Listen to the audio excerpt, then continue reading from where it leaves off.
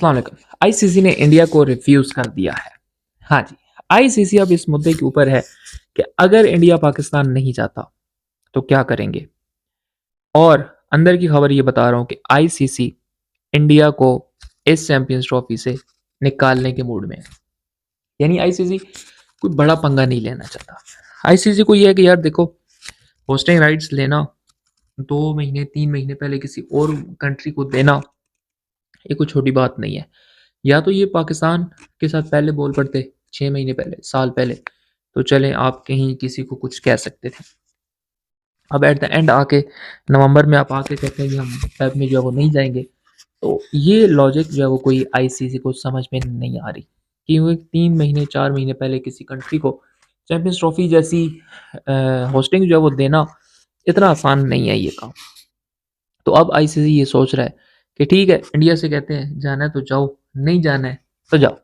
ठीक है, यानी कि श्रीलंका को भिजवा देंगे और श्रीलंका जाके चैंपियंस ट्रॉफी इंडिया की जगह के ऊपर खेलेगा। दूसरी तरफ इंडिया मीडिया कहता है कि जी पाकिस्तान के अंदर चैंपियंस ट्रॉफी होगी ही नहीं। यानी कि अब तो पाकिस्तान को खुद चाहिए कि वो चैंपियंस ट्रॉफी जो है वो करवाने से इनकार कर दे। क्यों? हमें इसलिए चाहिए क्योंकि आपकी वजह से आईसीसी जो है वो आया नहीं पाकिस्तान में, उसने प्रॉपर स्केड्यूल की अनाउंसमेंट नहीं की।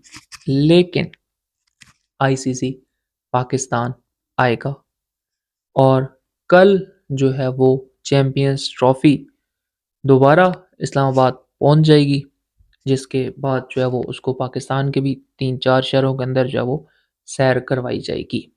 अब एक मुतालबा जो कि कुछ सोर्सेस की तरफ से ये आया है कि शायद आईसीसी ने ये कहा है कि अगर आपने चैंपियंस ट्रॉफी की मेज़बानी लेनी है तो आप ये ट्रॉफी कश्मीर नहीं भिजवा सकते। इस न्यूज़ में कितनी सदाकत है इसका तो अभी कुछ नहीं कह सकते, लेकिन उड़ती हुई खबरें ये हैं कि जी चैंपियंस ट्रॉफी की जो है वो इस्लामाबाद, लाहौर, मुल्तान जाएगी, लेकिन कश्मीर नहीं जानी चाहिए।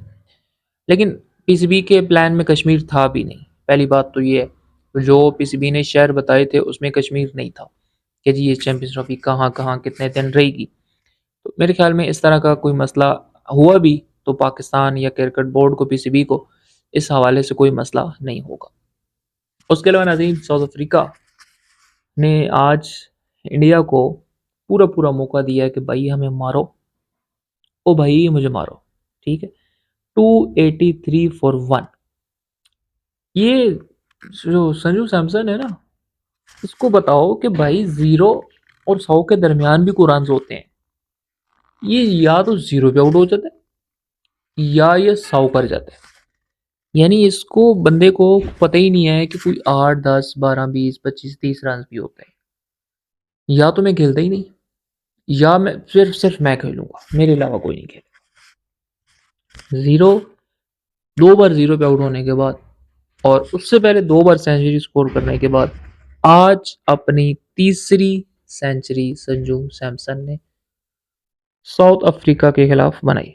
उनका साथ दिया तिलक ने, जिन्होंने 120 रन बनाए और इंडिया इस तरह से 283 फॉर 1 पे जाके खड़ा था। उसके बाद साउथ अफ्रीका की टीम फारिग है और इंडिया ने ये मैच बड़े मार्जिन से और बड़ी आसानी से मेरे ख्याल में जीत जाना है, क्योंकि अफ्रीका की तो 4 खिलाड़ी